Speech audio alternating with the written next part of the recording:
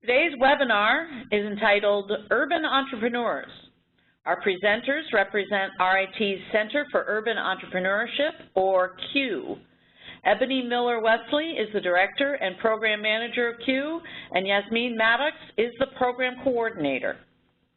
Ebony Miller-Wesley has served as the Director of CUE since November 2015, where she leads the center's efforts to provide critical assistance to underserved businesses in high-growth sectors. She is also charged with fostering outreach and collaboration with the Rochester City School District and providing entrepreneurship education for dislocated workers in our region. In delivering entrepreneurship and training efforts, she partners with RIT's Simone Center for Student Innovation and Entrepreneurship, the Venture Creations Business Incubator, and other community, government, and economic development organizations. Ebony is a 2016 Rochester Business Journal 40 Under 40 honoree and has numerous community connections, including serving as a member of the Salvation Army Board of Advisors, a member of the Rochester Prep Board of Trustees, a member of the Pathstone Enterprise Center Loan Committee, and a member of a class of the 2015 Leadership Rochester, and a member of the 2013 class of the African American Leadership Development Program. She joined RIT in 2011 as a senior staff specialist for the Kate Gleason College of Engineering. Prior to that, she worked as program coordinator at the Urban League of Rochester's Minority and Women Business Development Division, where she assisted entrepreneurs with growing their business and aspiring entrepreneurs with identifying their needs. She has a Bachelor of Arts in Communications and a Master of Arts in Informatics from the State University of New York at Buffalo. Yasmin Mattox is the founder of Architect LLC, a technology startup that creates digital products to assist professional women with integrative planning for family and career to yield positive outcomes and successes in both endeavors. She previously founded and ran a social science research and consulting business from 2012 to 2016. At CUE, she works with entrepreneurs to better understand their markets, how to independently conduct market research, and otherwise navigate in the entrepreneurial ecosystem. She also works with several groups to help ensure a brighter and more resilient future for the Rochester area, including serving as Inclusion Action Team co-leader for Rock City Coalition, Community Service Co-Chair for Black Young Professionals, an advisory board member for RIT's Into the Rock program, and an advisor at Bright Star Community. Ebony and Yasmin, thank you for joining us today, and let's get started. Good morning. Thank you for joining us and participating in this webinar on urban entrepreneurs. I will be speaking to you about the Rochester Institute of Technology Center for Urban Entrepreneurship, where I will provide you with an overview on our programs and services. I'll also give you a glimpse into our space, and then I'll be turning it over to my colleague, Yasmin Mattox, who will talk to you about the climate of our urban entrepreneurial ecosystem. So for those of you that are unfamiliar with the RIT Center for Urban Entrepreneurship, we are located in the heart of the Innovation Zone in downtown Rochester at 40 Franklin Street, and we officially opened our doors to the public in April of 2016. The initial reason for founding the center was that, the founders saw that there was a big push for high-tech, high-growth startups, leaving out those that were pursuing low-tech or no-tech opportunities, meaning your retail and your service businesses. Out of approximately 285 centers nationally, it was noticed that only 25 of them, approximately, are community-focused, none of which were located in the Rochester, New York area. Manufacturing hubs, as you know, are now faced with the promise of revitalization, and this happens through entrepreneurship. So what is our mission? Our mission at the Center for Urban Entrepreneurship is to help reshape the regional economy and build wealth within the urban community by serving as the hub for entrepreneurial programs and research. Our vision is to create a vibrant Rochester where anyone with the passion to create a business or social venture has the opportunity to do so. How do we do this? We do this through our program and service offerings. Our program and service offerings consist of the following. We have general education programs, customized training, mentoring and one-on-one consulting and advisory services are available. We have shared workspace, and we also have meeting space. So our general education programs consist of monthly workshops and speakers. These are typically held throughout the year, and they focus on topics that are trending nationally, but also topics that we have assessed that there's an immediate need for locally. And that's done through a collaboration with other entrepreneurial service providers and assessing what they're seeing on a day-to-day basis with regards to the needs of the entrepreneurs that they're serving.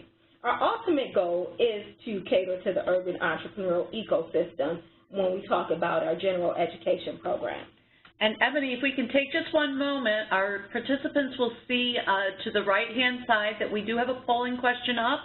We're asking if you are an entrepreneur, when you started your venture or business, could you count on family and friends to financially support you if it didn't succeed? So everyone can just go ahead and collect yes or no on that, and we'll let Ebony continue. Customized training. An example of our customized training would be our capacity building program. This particular program is geared towards business owners who are seeking growth stimulation, whether that be to increase the square footage that they occupy, increase their consumer base, change their product offerings. Whatever growth means to them is addressed through this program. The participants go through this program by participating in several modules that are deemed necessary to promote growth. They include but are not limited to sales, marketing, branding, leadership, foundation setting, human resources for small business, the business model canvas, etc. There is a participation fee for this program, and that fee is $250. We also offer youth programs. An example of our youth program, which in fact will be in its 10th year of operation this summer, is our Future Business Leaders and Entrepreneurs program. Each year we enroll 40 students into this program, which is a partnership between Rochester City School District and charter schools and RIT.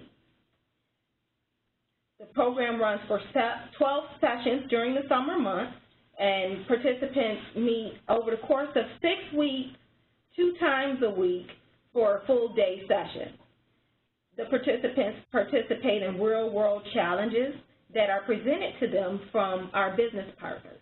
A business partner is basically a business that has come to us at some point and they were facing a struggle, whether that struggle was we're stagnant, we're looking to grow, or we sell books, how do we increase our book sales? Whatever that business is struggling with, we allow them to come in and present that struggle to our youth, and the youth then spend the remainder of the session gathering and analyzing data to provide a resolution that could be implemented by the business owner in the form of a formal presentation through PowerPoint or Prezi. In the meantime, the students also work with RIT students, which are undergraduate students or graduate students that act as mentors, and they go through different workshops with these youth to teach them how to work as part of a team, to teach them how to do research and take that research and put it into a presentation, all the while analyzing and gathering data. The students do receive a stipend for this program, and currently that stipend is $1,000 to participate in this program. The criteria for students to get accepted into this program is that they meet the Rochester City School District attendance rate of 93% or better, and we'd like the students to have a 3.0 or better GPA. The students do learn about business topics within the first 4 weeks of the program prior to receiving their challenge from our business partners. So ultimately, what is it that we want to do? Why do we exist? We like to assume the lead role in cultivating an urban entrepreneurial ecosystem. And from what we see, the only way to do that and to do it effectively and serve our entrepreneurs in the most efficient way is to do it as a collaborative effort. And when I say a collaborative effort, that means that we work with other entrepreneurial service providers to ensure that there are no overlapping services that exist in our ecosystem, to ensure that we stagger our programs so that entrepreneurs can maximize their participation across the different organizations. And we also do so that we don't send our entrepreneurs and aspiring entrepreneurs on a wild goose chase for services, because that can be very discouraging. So now I'm going to talk to you a little bit about our space. Our space was designed by Planned Architectural Studio, which is an urban architectural firm that's not too far from our offices. And these were the original markups that you're seeing on the screen right now prior to us opening our doors. Now what you're seeing now is what our entryway looks like as soon as you walk into our space.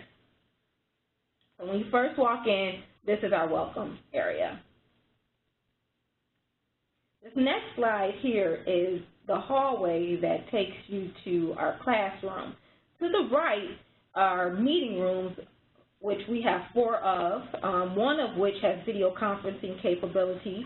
And to the left, you'll see our shared workspace. So it's pretty much co-workspace. Entrepreneurs come in, they're allowed to utilize that space at their leisure. There is a $150 per month membership fee, meaning that they don't have to sign a full year's lease. They can utilize the space for 1 month, 6 months, 12 months as they need. They get access to printing and copying. They also have coffee available to them, and they operate on the RIT broadband. So they have pretty fast broadband speeds by occupying that space. We do have space available for any of you that might be interested in co-work space.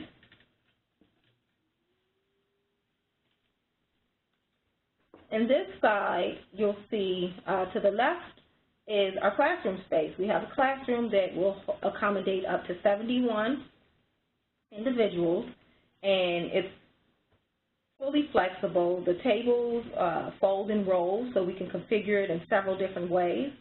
And then on the right, you'll see where our staff reside. So those are that's our staff area.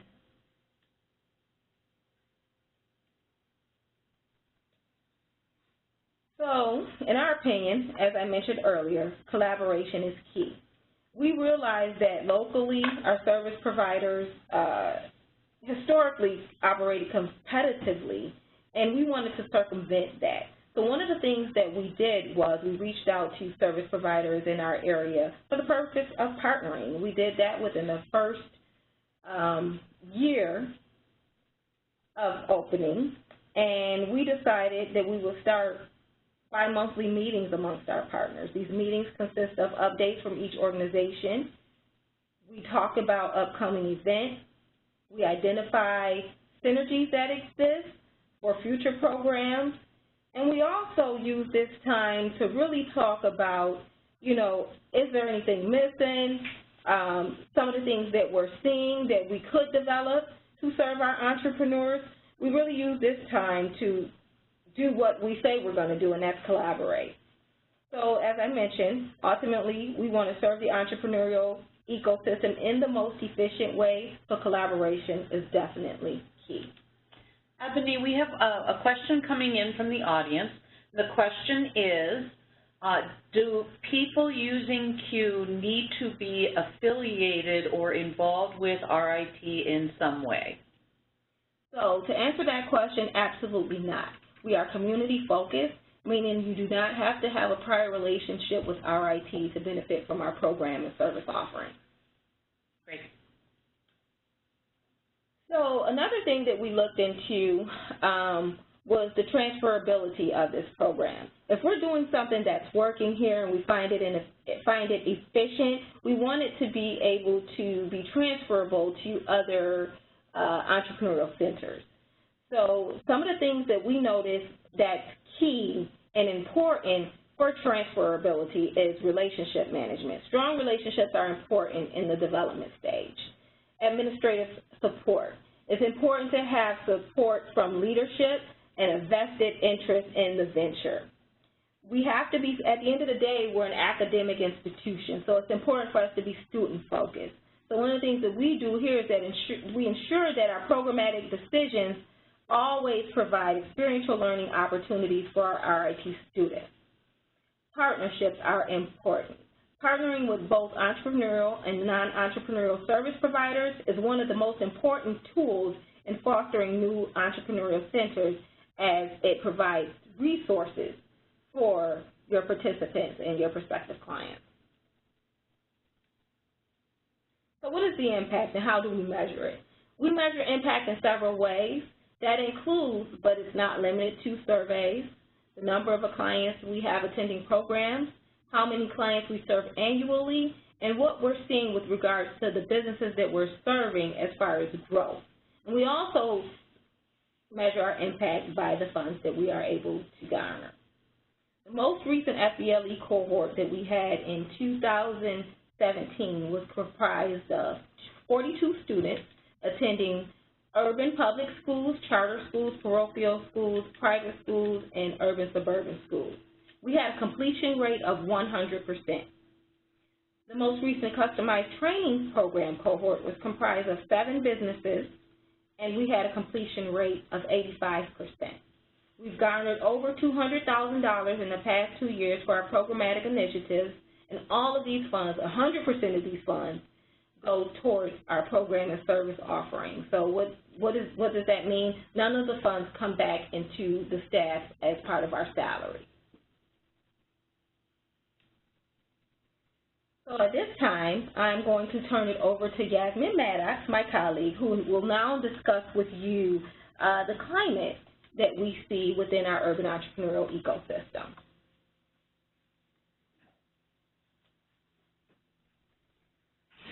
Hello, everyone. I hope everybody's having a great day so far, since we are midway into the day. At this point, I am going to backtrack in terms of the slides, because there's one in particular that I'm really going to be focusing on.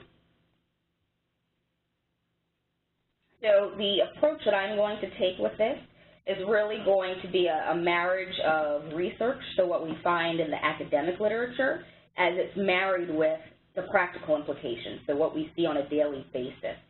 And this is something that we believe is unique to what CUE offers to the urban entrepreneurial ecosystem in the Rochester area, and it's something that we take pride in doing. So as I mentioned, I'm going to really focus on this slide in particular, program and service offerings. But before I do that, I want to give you a better understanding as to the types of people we see in terms of their mentality going into business. So if you'll bear with me, I'm actually going to just give you a few definitions, fleshed out definitions of the type of entrepreneurs that we see on account of the mentalities that they often possess. So first, we see opportunity entrepreneurs. And these are individuals who have a product or service idea that fills a real need, and more often than not focuses on not only what is in demand now, but also what will be likely in demand in the future. They have a longer vision of what the business can achieve through their offerings. They are often innate futurists.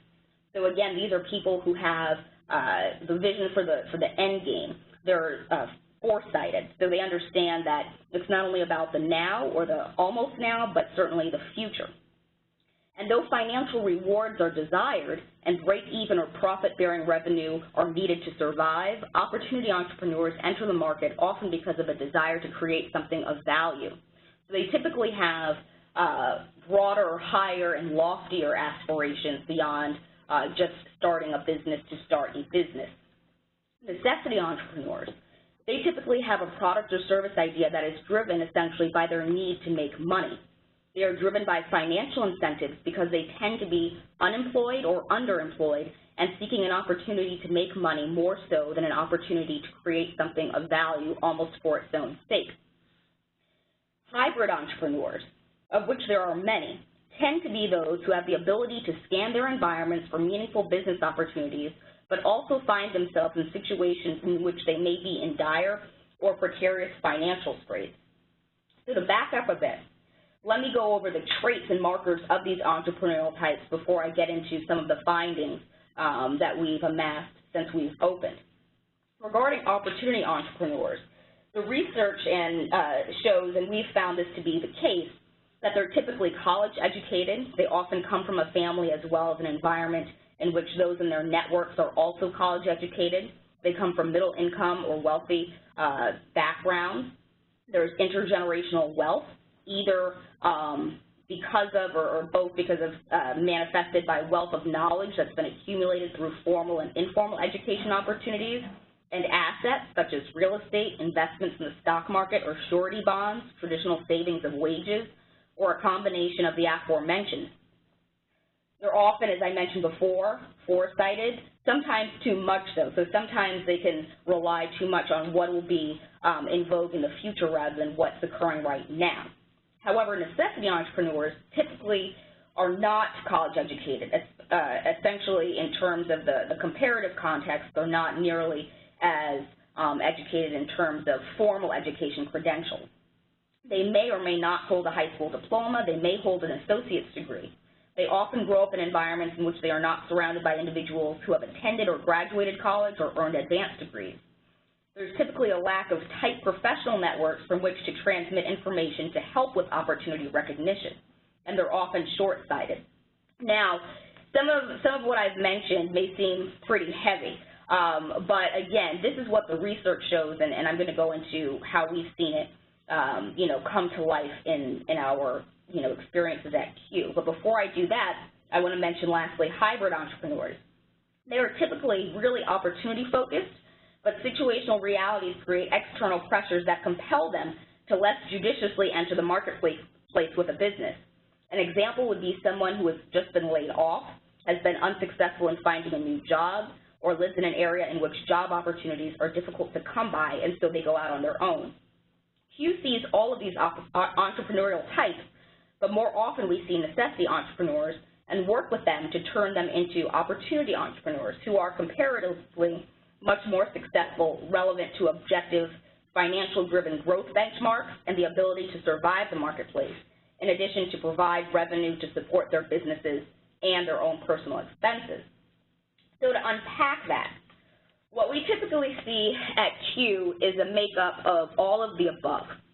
However, more often than not, we're really dealing with necessity entrepreneurs.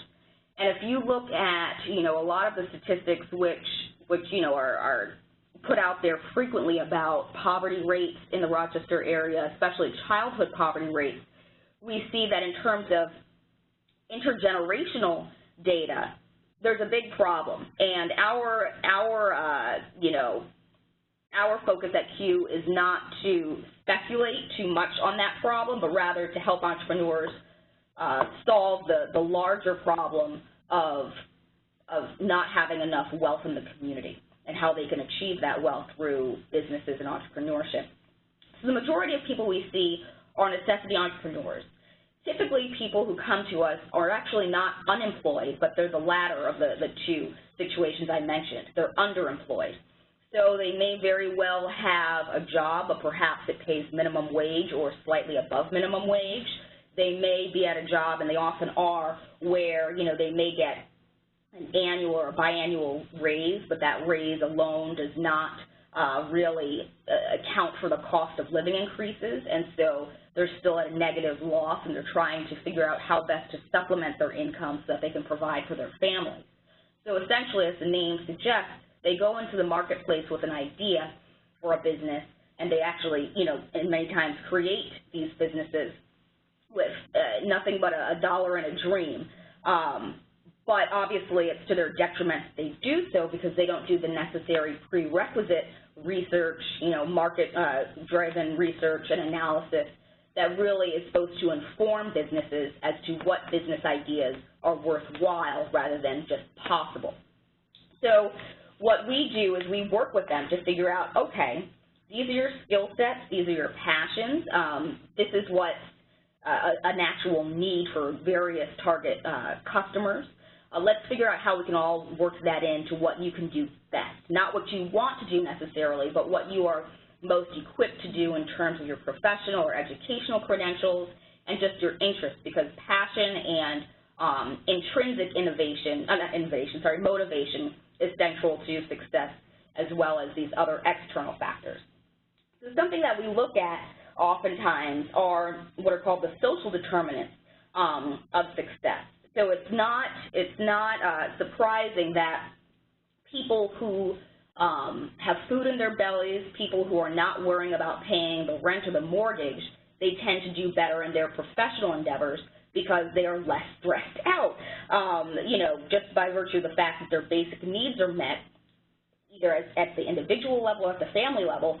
They are afforded the level of comfort to really go out and do things that people who are just trying to meet their basic needs cannot do. So we help entrepreneurs by not just looking at the entrepreneurial issues alone, but by looking at the social issues. So are they covered in terms of health, housing, food? And while it is not within our domain of expertise to provide them with those things, we can certainly ensure that they have the information needed to supplement areas in their lives that have gaps that need tending to, so that they can be as successful as an entrepreneur as possible. And as a side note, we do advise people that not everybody is ready for entrepreneurship. If you are at such a deficit with your personal finances that you cannot sustain your own living, then you are not ready to be an entrepreneur. That does not mean that you will never be ready, but it just means that at the current moment you need to focus on becoming stable, whether that's stable housing, ensuring that you always can eat when you need to and when you want to. We work with people to come to those realizations so that they can put the foundations forward so that they can ultimately pursue their entrepreneurial aspirations if that is what they decide to do going forward.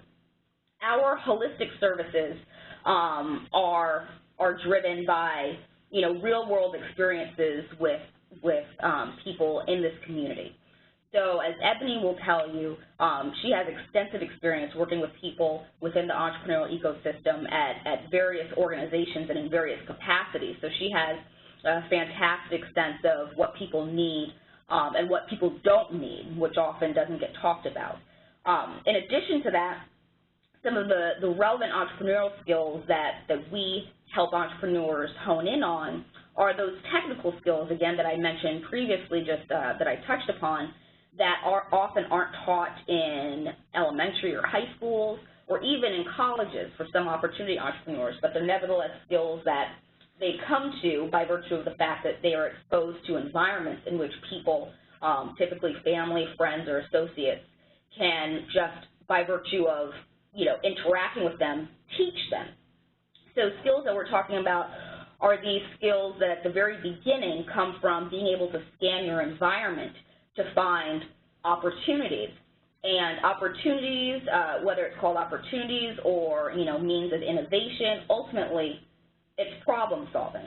So we train individuals on how to really identify problems, identify the most painful problems for target customers and clients, so that you can ensure that it's not just a luxury that perhaps you're providing, but really a pain point that your customer wants to solve, and figuring out in a very streamlined but needed process, how do you problem solve? How do you do so efficiently, effectively, so that you can create businesses that really serve people in the best way possible? So we're talking about those technical or hard skills, but we're also talking about soft skills. So how do you engage with target customers so that they actually want to do business with you? Because we all know that even though you may need something from a business, it's about the relationship. And if you don't establish good, lasting rapport and relationships with target customers, they won't be in it for the long haul, because there's not a mutual benefit and neither side is adequately incentivized to stay together for the long haul. So we teach entrepreneurs how to do all of that, and we maintain our relationships with them throughout the business life cycle so that they can always come back to us for counsel. Now, something that you see on here is consulting and advisory services, and I just want to hit on that for a moment, because Contrary to what can be popular belief, the two are not the same. They are not, in fact, interchangeable. Consulting more or less focuses typically on problem solving in terms of business issues, whereas advisory services are more centered around, okay, this is what you're going through, it may or may not be a problem, and this is what we are advising that you do. This is what we suggest you do to get from point A to B to C, etc. So while they're greatly interlocked, they are not one and the same, and so we help entrepreneurs with both consulting and advisory services. Now, in terms of our programming through workshops, for instance, we provide the standard fare, if you could call it that. So, topics such as financing your business, financial literacy, market research, but then we also provide workshops, several of which will be upcoming this summer, on more niche topics. So topics on transitioning from a full-time employee to a full-time business owner and what that looks like, or issues related to effective business planning. So you have this idea and you have all of the mechanics in place, you've done your market research, all of that, but you realize that you need to find customers, which you should have done in the beginning. So how do you look at the business timeline and process as not one that is just linear, but one that's more all-encompassing and cyclical, one that involves multiple parties, not just yourself trying to do something streamlined, which often is very difficult to do because individuals are just that. As Ebony mentioned, there needs to be collaboration, either with business partners or other collaborators, and the ways that they can help you and you can help them. So in terms of consulting and advisory services, we take really a customized approach. No entrepreneur is the same, therefore no individual consulting session or plan is the same.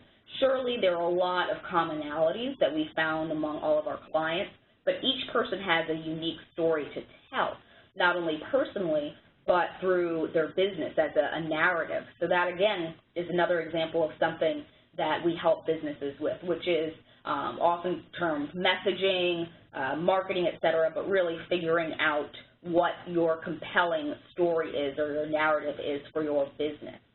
Shared workspace, again, what we found is that it's not just workspace. It's really fostering an opportunity to have an environment for entrepreneurs where they can informally, talk about things with each other. And oftentimes it's those informal communications that lead to and yield to better insights for their own businesses. And so that transmission of information and interpersonal counsel and advice is, in many cases, invaluable. So shared workspace is not just workspace. It goes beyond that. In terms of meeting space, we found that it's critically important for businesses, especially new businesses, to be able to meet with target clients, target customers, end users, depending on what the product or service is.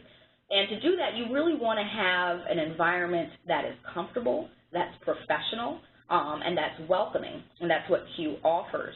It's possible, and it's often done where you can meet with people in coffee shops, but especially for clients of ours who are really aspiring to land some big clients, medium-sized to larger businesses for their own companies, you've got to act or dress, in the case, as it's often said, dress for the job that you want, not for the job that you have. And the same can be applied to our meeting space. When you meet in our space, you have the comfort of knowing that you're in a comforting and welcoming environment, not only for yourself, but for your target customers and clients, and that you will be served with the same level of attention that you would receive, anywhere else in the world that serves, people with the best of intentions and the loftiest of goals.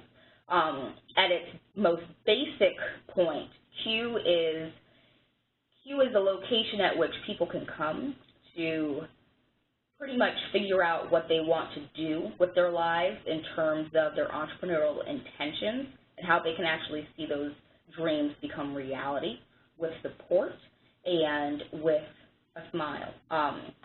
A lot of the issues that we see on a daily basis are significant, they're deep, they're dire, especially on the personal end of things, but we are always invigorated by people's sense of adventure and their willingness to do better for themselves and their families. And so we're always happy to offer counsel and consulting.